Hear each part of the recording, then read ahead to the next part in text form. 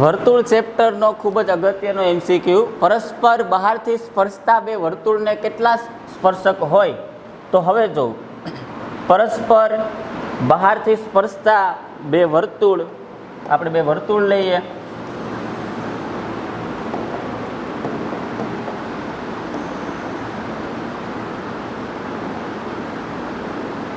આ બે વર્તુળ બહારથી સ્પર્શે છે અને એ સ્પર્શ બિંદુ છે પી. તો આવા વર્તુળને કેટલા સ્પર્શક? સામાન્ય સ્પર્શક. સામાન્ય સ્પર્શક એટલે બે વર્તુળમાં સ્પર્શવા જોઈએ.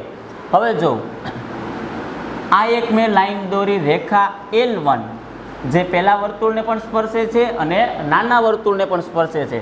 બીજી રેખા મેં દોરી L2.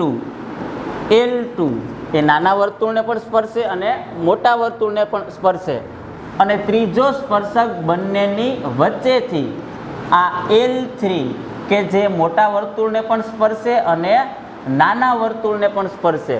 તો પરસ્પર બહારથી સ્પર્શતા આવા બે વર્તુળને સામાન્ય કેટલા સ્પર્શક હોય? તો મારે જવાબમાં લખવું પડે 3 સ્પર્શક મળે, L1, L2 અને L3.